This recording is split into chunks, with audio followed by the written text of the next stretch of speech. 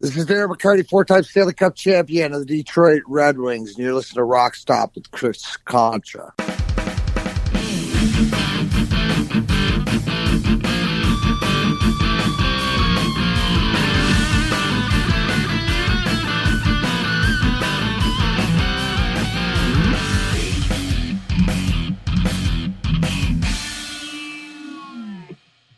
All right, welcome into the RockStop. Chris Contra here.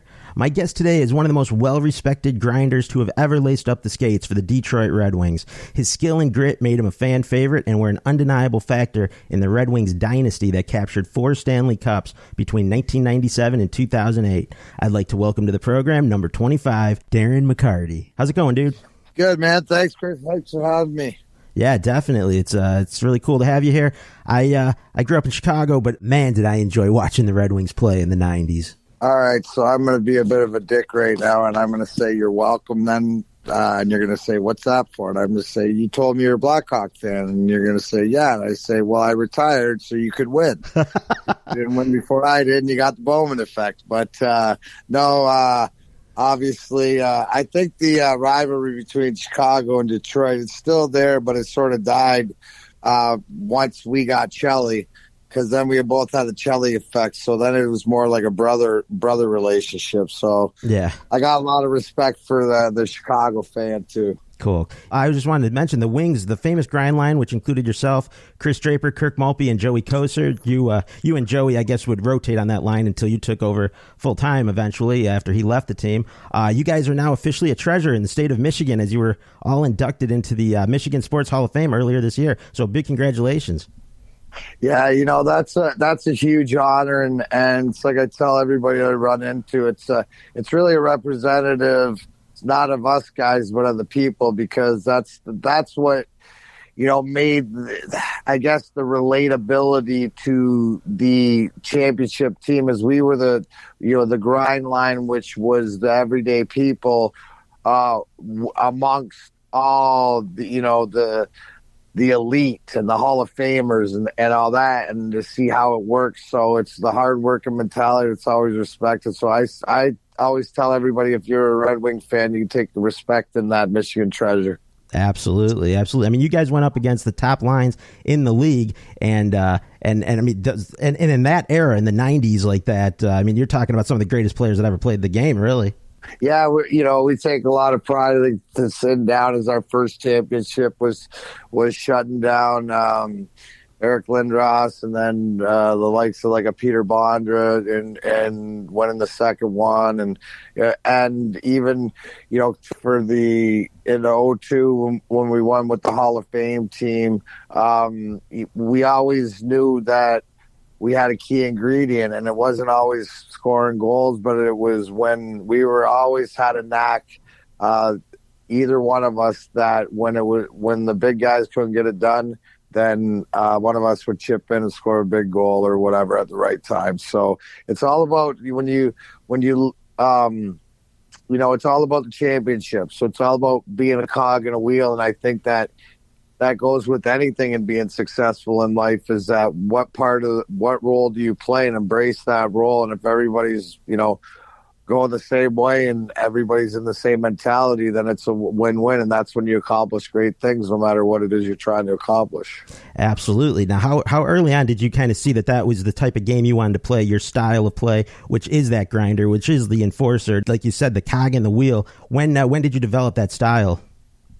Well, I was told when I was 15 years old that if you want to make it to the NHL, you got to do one thing better than 99.9% everybody else that plays. And for me, it would be play physical and be responsible defensively, and then fight, and then always work on your skills. And I had some natural, I guess, skill, ability, like that, but I needed to play a role. And I was fortunate enough that I won Player of the Year in the OHL, where I got drafted from my last year in junior. And but that was cool to win an individual award. But immediately it was all about how I got there, from your parents to your teammates and stuff like this. So it was all about teams. So coming to and for me, growing up across the border in Leamington, Ontario, if you take the across the border, the house I grew up in, give or take 10 minutes for the border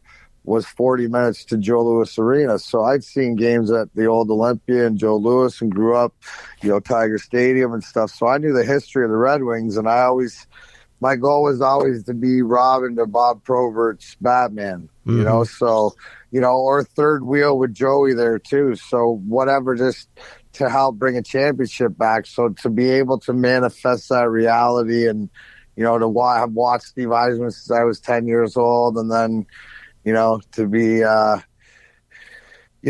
for lack of a better term, to be his bitch, since I entered his life. So, which is that's a whole other story, but it's always always in more of the big brother mode. And it's, to this day, I mean, we're coming up on 25 years from winning our first championship. And it's like I remember the night we won the first one, it was like, no matter what happens, no matter where we go, we'll always have this to share. And I think that's what winning in life is all about, when you can accomplish something together. That's what, to me, is important. And, other people, it's not. But if I'm not worried about what everybody else is doing, I'm just worried about what people are doing like me. So I've been very, very fortunate, because not a lot of people are fortunate to get the opportunities that I got, especially after, some of the ups and downs that I've experienced. But I think that now, I tell everybody, it's funny, Chris, I said, yeah, I knew who D-Mac was since I was 6 years old. It took me to 46 to find out who Darren McCarty was. Wow. It's okay. And I'm not special. So if you're like that too, what I'm trying to say is, as long as you never quit, there's always a chance. Right. And that attitude that you're talking about right now, I think it would inspire so many people, just, whether they, play hockey or not, just in life, just watching the hardworking blue collar attitude that you guys, took to the ice every night. Yeah. It's not about being the most skilled, but it's about, you might not be able to control your skill level, but you can control your work effort. And I think that the fact that, and I can't say enough about Chris Draper, the centerman, that's our ginger. So, I mean, it was like his hair's on fire. So that's, sort of how he operated. But he was the whip, and he was, as far as the motivation, always go, go, go. But, more of the ringleader to that. But, it's everybody's important. Like we looked at it like, in the military, different factions, we have the different branches and different specialties. So we took pride in what we did, and that was the big thing, is that we took pride in shutting that. We knew that the top lines didn't like to play against us, but we also knew the top lines knew that if they went to sleep or took us for granted, we'd make them pay. So that's always a benefit. And then at the end of the day, you're coached by the greatest coach of all time, Scotty Bowman. So he's playing chess when everybody else played checkers, so that always helps. And now you mentioned being Robin to Probert's Batman. In your first year, you were on the same line with Bob Probert, entering the NHL at that point. You want to establish yourself right away, especially being on a line with a guy like Probert, and you certainly did that. Yeah, no, that's the whole thing is just being there to always take his, try to take his light work or whatever like that, when Proby could be Proby. And you experienced that within Chicago. And, he was, a huge influence. What I always say is that he showed me he might have not known where, to cross the proverbial line, but what he did, he showed me where it was. So, I'm able to get to this point. But as far as what a great human being, and but as far as showed me a lot of things about playing a role that he was the king, and nobody's gonna play, no one could emulate him. But it was being soldier in the army, right? And when you embrace whatever role you have, I don't care what it is, but if you own it and make it yours, that's something to be proud of. I don't care what it is. Very well said. I imagine, in that first year with him and you on that line, you guys probably spent some time in the penalty box together. What goes on in the penalty box when it's you and Probert in there? It all depends. It all depends how mad somebody is, or depends if it was. Sometimes there's a good fighter, somebody's in there before, because back in the day, we're talking in the early 90s and stuff, is that there'd just be an assembly line to the penalty box sometimes. So Yeah. it'd be a continuation, or it'd be like there'd be guys in the box, and the minute that penalty got up, there'd be another fight right on the ice. The guys would be, it'd almost be like old school Don King and a Tyson fight promoting in the penalty box. Then, they're not. Things are a little bit different, and I guess the biggest thing is like accountability, right? Yeah.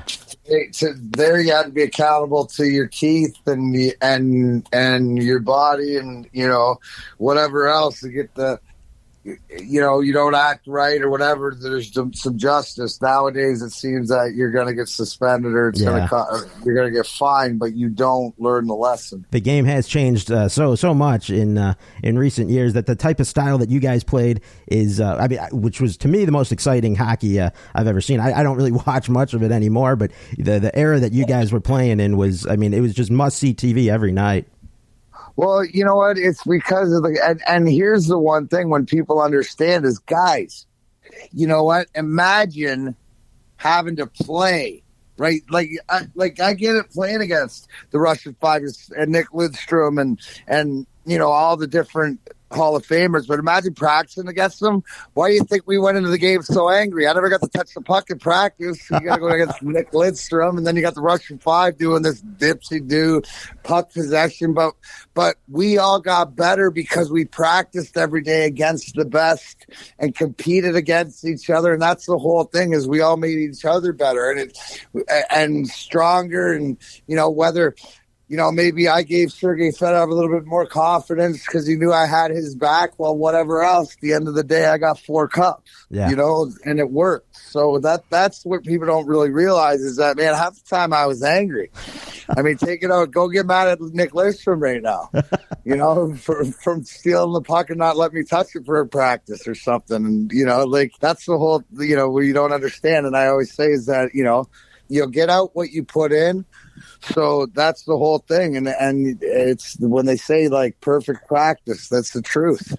That's a lot of stuff is muscle memory, and it's just repetition being there. That's a really interesting point. Just how intense those practices would be with the Wings team of that caliber. Just another reason you guys were so strong. Well, yeah, practice and all the time. And then you think about the conversations, and you spend, everybody knows it's the truth. You spend more time during the season with your team than your family. So I always tell everybody I didn't go to college, but man, I got a PhD in history, geography, everything from, mostly Igor Larionov, Slav Tisov, and, Nick Lidstrom and stuff like this. So that's, the world that I believe in, that they tell me, and the stuff we've traveled together, because of these guys. I've been to Sweden, I've been to Russia, I've been to Israel, I've been to, all these places because of them. Yeah. It's something that it's bigger than I think even everybody understands unless you're really around it. But it's who we really, at the end of the day, who we are, even more than what we've accomplished as hockey players. Absolutely, yes, well said. And then you got through your rookie year, did you kind of sense that the Red Wings were really heading in a direction where you guys were going to start hitting your stride, where you guys were going to be a championship team? I knew the Red Wings and followed them and everything else. So when I was drafted, in '92, they were just getting to that point. And I went to training camp, played my year in Adirondack, and they got beat by Toronto, but they were close. And then Scotty came in for my rookie year that I stayed up, and then we won the President's Trophy. So we were right there on the precipice, and then we lost to San Jose. Then the lockout comes, and then we go to the finals. We got team, pretty much unstoppable. We got Paul Coffey on our team. Looks like we're going to be there. We're supposed to beat the New Jersey Devils in the finals, and we get swept.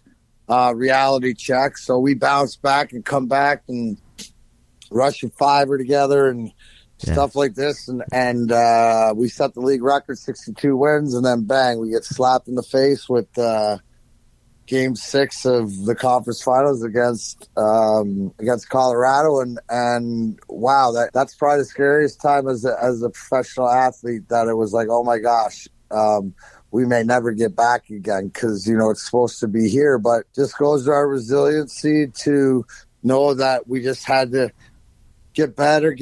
And, to that, so you're talking into my rookie year, into my second year, into my third year, you knew it was there. We were just a few pieces away. And that's where the brilliance of a guy like Scotty Bowman and Kenny Holland and Mr. Illich and to put it together, because we were able to, the three biggest pieces to get over the hump and win in 97 was the acquisition of Brendan Shanahan in a trade with Hartford for Keith Primo and Paul Coffey on opening day. And then the signing of Joey Kosher out of the beer league, which it gave an old rivalry between Proby, who was in Chicago, and Joey, who were the Bruise brothers here back in the day.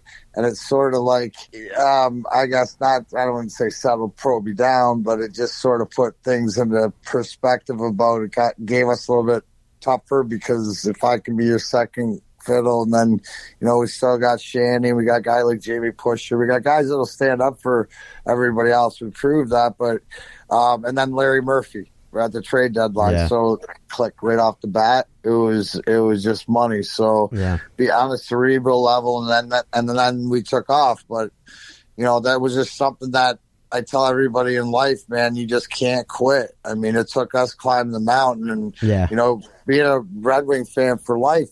It felt not only as my fandom, but also my being part of it is like, are we going to get there? And you just got to put your head down and go back to work and believe in each other. And that's, to this day where what the core is. And that's, to full circle is 25 years later right now as we sit here. Well, it's almost 25, but Steve Eiserman and Chris Draper and Kirk Maltby and Cronwell and Liz from all those guys in the front office trying to put this Red Wing team back to where it should be, and they're putting things in the right place if you follow the NHL now. So they're getting there. It's not now, but it's going to be there at some time. So it doesn't, that's what, to me, that's what culture is all about. I'm proud to be a part.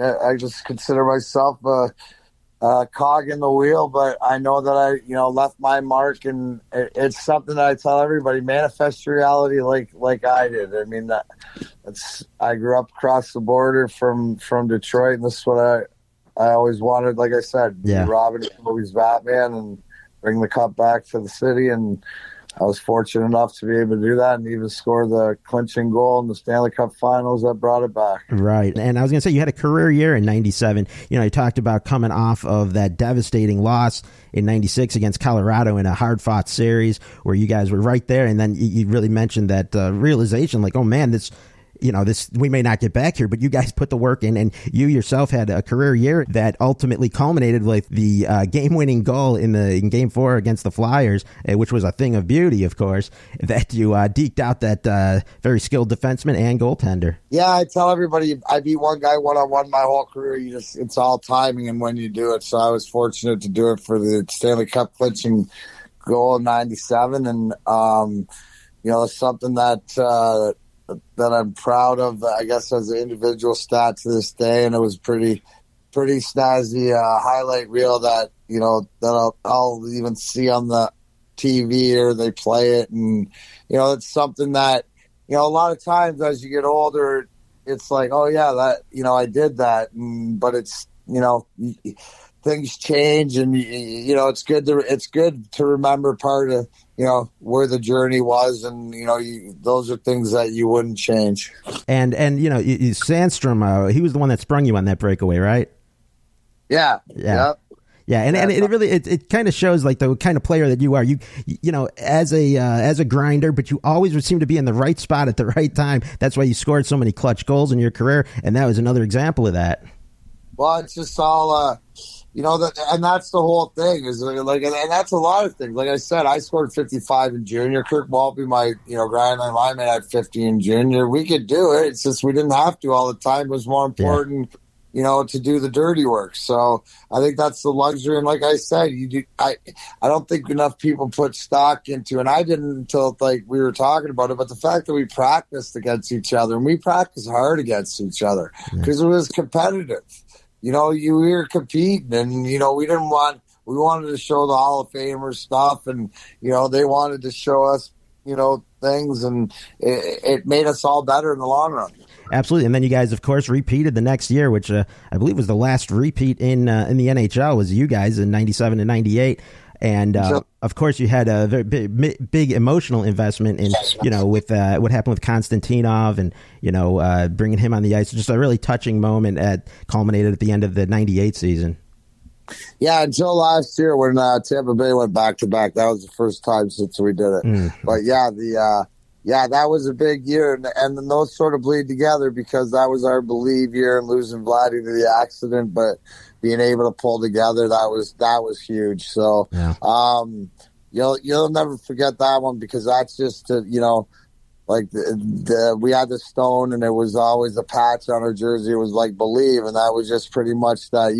When you go through an experience like that, traumatic, and it's not just the players, it's like the fans and everybody, no matter where you are, if you're a fan of the Wings, because of going from the highest to highs to the lowest of lows when the Konstantinov limo accident happens 3 days later, and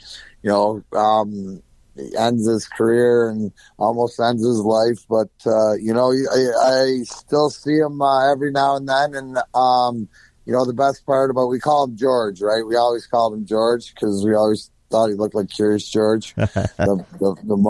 Yeah. But he always knows who you are and who we are.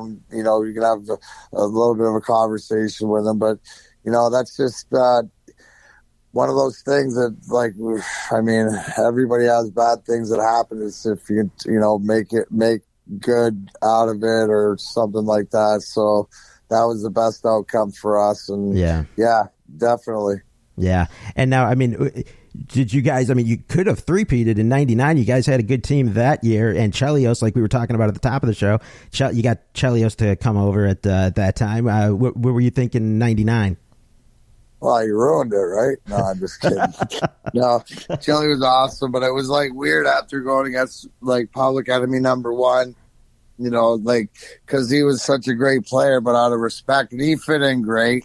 And I think, not only for the team, but in the town. But, sometimes things just don't go. Ozzy, I know, got hurt. Bill Ranford came in, but he was unable to shut it down in Colorado with the rivalry we had between 96 and 02. That was their year to win. So that's the way it goes sometimes. Yeah, right. And speaking of Chelios, he was kind of, it became, when he left Chicago, became sort of a little bit of a villain over here because he did an interview 2 months before he was traded to the Red Wings where he was talking about how much he would not want to play for the Red Wings and how he hated those guys. And then, 2 months later, he's playing with them. Now, when you're on that team, you hear how much Chelios hates you guys, and then he's playing with you. Is that a little weird at first? No, bro, because if you know Chris Chelios at all, that's like if you're a fan of wrestling, he's like, he's the perfect heel baby face. He can play it either way. He's Chris Jericho, bro. And I help but love him. We call him the Godfather because he's just no matter what, he looks out for all the guys, and Chelly, he cares, and it was apparent since day one, and it's sort of like, guys like that, you have that respect, and it's that Warriors mentality is that whoever, he's wearing the shield for is that they get 100% of them. You don't play politics, and it had to be tough for him to go from being, hated to, but people in Detroit realize it too, is that's, the respect for the human being. And I think that's why he was so beloved here. Right. Him and Rodney can get Detroit and Chicago to love him because, they represent the work ethic of both places. And then, you played so many playoff games. When you get a game that goes into multiple overtimes, what's your mindset at that point? Oh, man, I might get one. Let's go get one. You don't want to give the bottom line is, and especially us, is nothing, no chances to give anything away. We got to give the guy, the grind line's going to make sure we're going to absolutely lock the other team's top and not going to let them score against them. We're going to let our guys do it. And if we get an opportunity, don't be scared. I know Drapes and me and Maltz we've all scored big OT goals too. So you just it's one shot and stuff like that. Like going into 0-2, going into the triple overtime in Carolina. I mean, it's just having experience and having confidence and going there. It's always important when it's one last shot, because we've seen how many times it's not a pretty goal. Yeah. Thinking too is just get whatever you can on net. You never know. Yep, exactly. And I mean, just keeping your energy and energy up. It's like playing a doubleheader in hockey. If it goes into triple overtime and things. How did you handle that? Yeah, you got power bars and oranges and Coca-Cola, coffee. Right. Whatever it is, mostly caffeine, but you're wired, dude. Your adrenaline's going. It's just like anything else. Yeah. Like, regular hockey game ends at 10 o'clock. Your adrenaline's firing till 4 in the morning. So, right. I mean, I think as you get older, you more times you're in that situation as you know how to harness it. Right. That's a good point. I got to ask you about some fights that you've been in. You've been in some classics. Against plenty of the toughest competitors at the time. You certainly dropped the gloves with pretty much all of them. Who would you say is some of your toughest opponents? Oh man, you like fighting guys that aren't going to end your career, like a Tony Twist. We're going to put it, or Dave Brown put his fist through his face. But I tell a story about toughest guy I ever fought was Joey Kosher my first year when he was with the Rangers and I was with Detroit, and it's true, and it's out there, and it's fact. I'm sure it's in the Guinness book, but the only thing more lethal than Joe Kosher's right is Thor's hammer. And you don't want to get hit by it because he's hurt a lot of people. And, yeah. I don't need my face rearranged. So we get in a fight, and I tie up, and I'm a lefty, but I square off right-handed because I'm not going to let him hit me with the hammer. Yeah. So he gets one off, and I duck, and he hits my helmet. He takes a piece of my helmet off. Then we land up in a headlock. We both hit our heads on the ice. He looks at me. He goes, "You all right, kid?" And I looked at him and said, "Thanks for not killing me, Mr. Kosher." So the moral is that he didn't kill me, and came back, and we won 3 cups together. So absolutely. And to this day, he's the president of our alumni and one of my best friends. So cool. So I always tell him, "See, I told you." And I'm his golf partner too, and I've won him a lot of money. So I always tell him, "It's good you didn't kill me that day." Right on. When do you feel like when you're in a fight? When do you think you start getting the real good upper hand, and you got this guy? It all depends. It all depends your strategy, though. But usually, a lot of it has to do with balance. Yeah. It has to do. There's so much to it because different guys fight differently. Like I tell everybody, I guess my number one key or rule is keep your head up, because if you see it coming, and I was the guy who, fighting was always fun when the tie down rule, the robbery rule wasn't in effect that you had to tie down, because I could fight bigger guys, because that was more like it was fighting with a gi or jiu-jitsu, and me getting out of my jersey was all more part of it, but it was part of moving around, and I don't really stand there unless it's a guy my size going toe to toe, but I'm always swinging around and stuff like that. Yeah. I'm more, that's, and my balance is the key to my fighting is, that's that whole thing. So, it all depends. Upper hand, when you got a guy's shirt over his head, you know what I mean? And it's not coming off, but you pulled it over and you're firing uppercuts on him. That's usually a good feeling.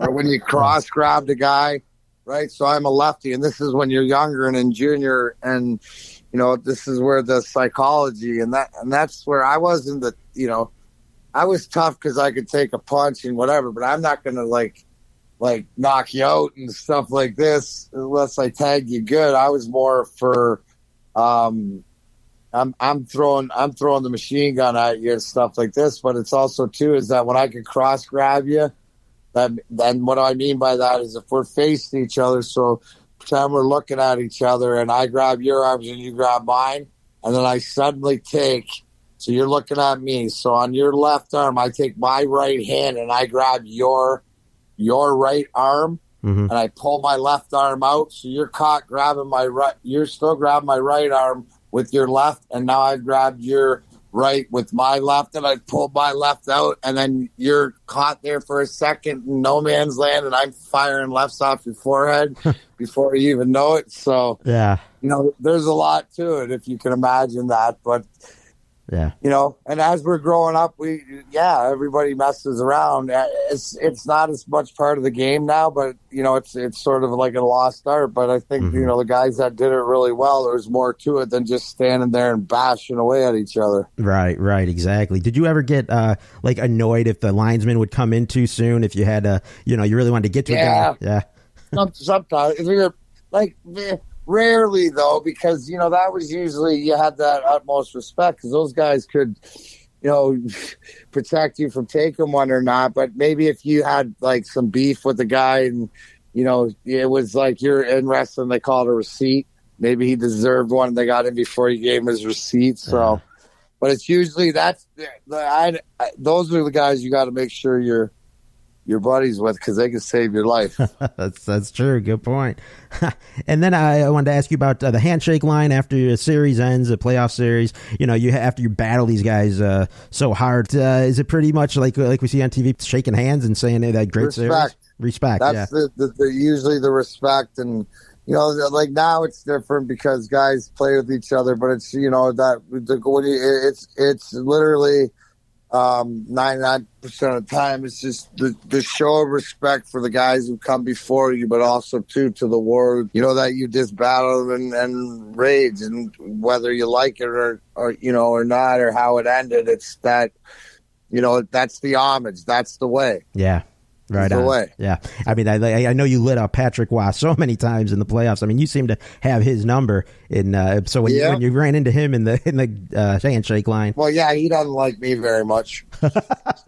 so certain guys will, if there's something, they'll give you a tap and fly by. The proverbial, but it goes to expect it. But other times, like Jeremy Roenick, we'd stand there for 2 minutes and have a chat and. Yeah. Like that, and that's out of respect. So when you would face a great goalie, whether it was Waugh or any other goalie in the league, what weaknesses do you look for that maybe you can exploit?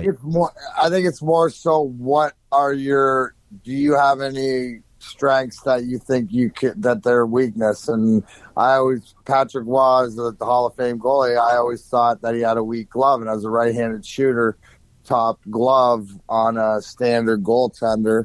What standard goaltender is, let's say it's a right-handed pitcher, right? So the blocker would be on the right hand and the glove on the left. So that's the most natural shot for a righty is high glove.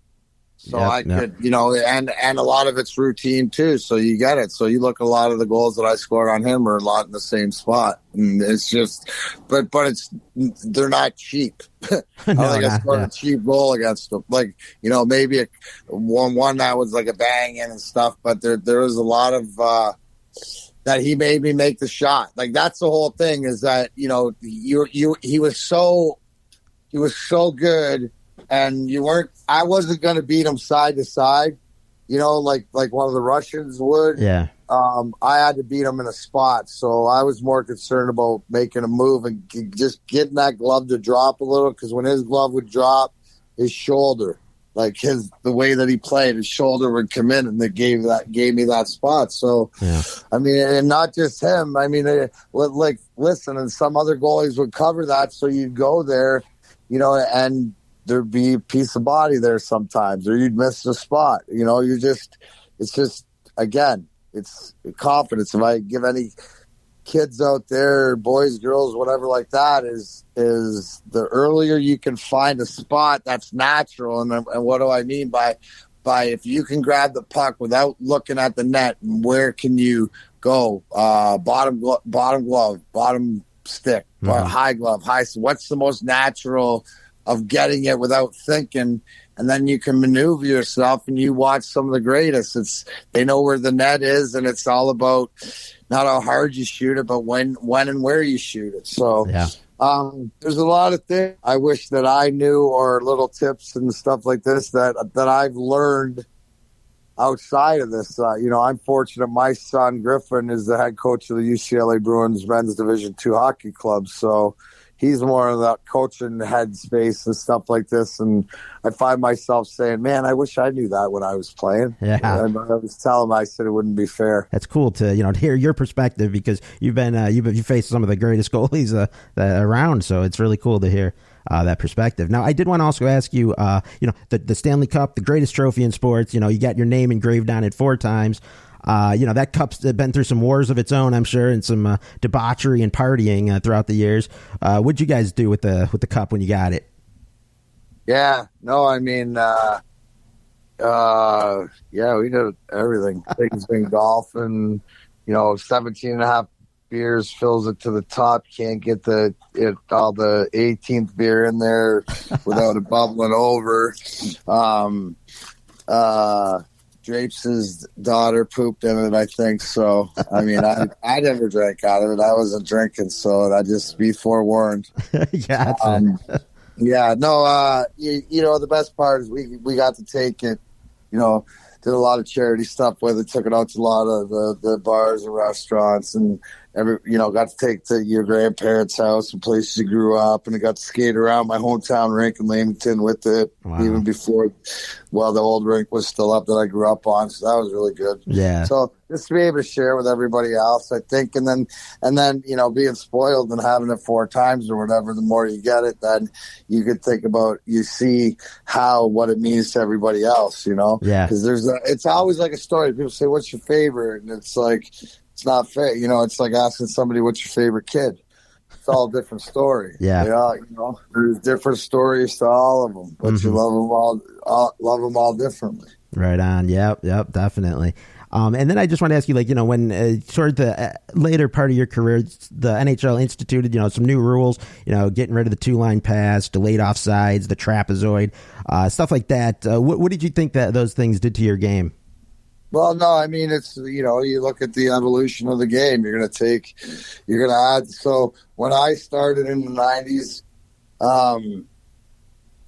size, right? Didn't matter. 6 feet or more or whatever. Size was all that mattered. They could do it. Now it turned in the late 2000s into the teens into speed. So now it's a speed game. Doesn't matter what size you are. So it's the evolution of the game. So that means if you're going to make it more of a North American, European game, that you got to make some adjustments. And, the goalies were being too good with the puck. Guys like Marty Turco and Brodeur were controlling the games by the way they could handle the puck. So they had to be stopped. And, they're trying to figure out a way with the flow of the game because guys are getting bigger, faster. I mean, we used to say, hey, thank goodness those football players, those linebackers and linemen can't skate. Well, guess what? Now they can. And so, and it's a good thing that it's not my game and I retired.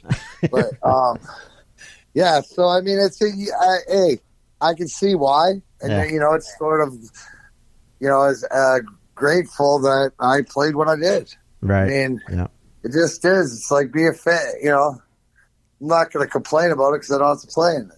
Right. I gotcha. But if it was my league, it wouldn't be like I'd do things differently. Yeah. But, I'd like to watch your league, I think, yeah. Right. Well, and then that's why I'm into deathmatch wrestling, because I love the commitment and all the different things for different reasons. But it's like the passion and, it gives you something, right? There's accountability. Yeah, so now, you took up wrestling these days. Now, you were a big wrestling fan most of your life? Oh, yeah, huge. Yeah. Huge. Just because, it's always been my favorite sport because I can be mad at, if I'm mad at the outcome, well, I'm mad at somebody booking it, right? And I like the fact, and I realize this more and more, but because I played a physical game and fought for real, that I like to see if 2 people or 4 people or whatever beating the crap out of each other, that there's a payoff. They're trying to entertain somebody, and at the end, the end of it, they're in on it together. Yeah. Right? That's, and so I like that part, that's, because it's sort of like, it's like where we're at, as being guys that fought for a living, and now that, life still goes on, even though a lot of us are retired and people forget, but, we can't forget each other. So it's sort of like that's that's the whole thing, is that we realize we got to take care of each other, because, the league doesn't take care of you. Nobody else does. And there's so many other people like that. So it's just sort of, again, it's just leading by example. Yeah, and it's cool that you being a wrestling fan, you get in there yourself and enjoy it at this point in your life, and you seeing punches coming at you back in your hockey days where they were going to land and really leave a mark. These days now you got to sell the punch, right? Oh, that's absolutely. But let's get it twisted. I like to be involved as little as possible, unless it makes the ultimate sense to the storyline. But I get involved just to show them that I will, and I can. Right. Not because I want to, but if it makes sense, it makes sense. No, I have fun, but utmost respect for all the cats that do it. Yeah, gotcha. Who's would you say some of the best wrestlers of all time? Oh, of all time? Dude, that's tough, because that's the all-time guys going back to like the Macho Mans and the Steamboats and stuff like that. Into, if you look at entertainers, you look at the Four Horsemen, and you look at like Ric Flair, and entertainment's longevity and stuff. I'm a huge independent wrestling stuff into like ICW and RPW, and so I like the Forbidden Door, because with the AEW and stuff and Tony Khan, I think it's more the promotion, of allowing people to be that. I'm all about win-win instead of the hierarchy where I'm the boss and you're the employer. I think everybody would work together and figure out the niche. That's how I've been successful. I mean, look at the conversation that we've had. So yeah, I see that and I look for that. And, that's where, I'm fortunate now, is that in Michigan, I got the Darren McCarty brand cannabis, which I got all the CBDs and the CBNs for the pain and the sleep, the stuff that I ship all over the world, DarrenMcCarty.com. And then I also have all the cannabis as far as the flower and the gummies and all that other stuff, and my big focus is the education and the wrestlers. Yeah. Stuff like this, because because think about it, if I know that if I feel better and I get a good night's sleep and I know that I have an option and I feel better, then I'll be more creative, and when I get back in the ring, I'm going to do something crazier every time, and then boom, then DMAC is the one that wins, because him and the fans are entertained. Right. So I'm doing it for everybody else. You got all this stuff up on the website, right? Yeah, the CBN gummies aren't there, but the roll-on, which ships all over the world, which I'm very proud of. It's something that took us a few years to develop, but it works on all my injuries and hand injuries and pain and stuff like that. Helps with my wife's migraines and everything that I could help. And to me, that's what it's all about. It's not about me. It's about everybody else having the option that I never thought I had. So that's very cool. Very cool. So, I will definitely leave a link to Darren's site so you guys could go check out what he's got going on with that, as well as your podcast. I know you got your own podcast that you're doing, and anybody that's listened into this conversation today knows that, Darren, you talk about hockey, wrestling, all kinds of things. So is that kind of what goes on your show?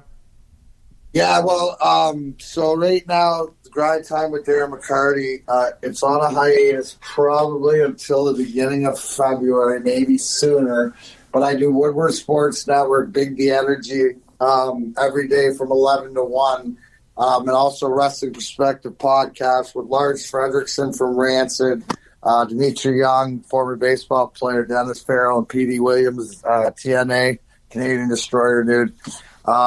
So we talk wrestling there. I got a lot of things in the hopper, obviously, coming out. But, DarrenMcCarty.com is where you can find all information, Darren McCarty. And if you can't, let me know, and I'll kick somebody's ass because they're not doing their job.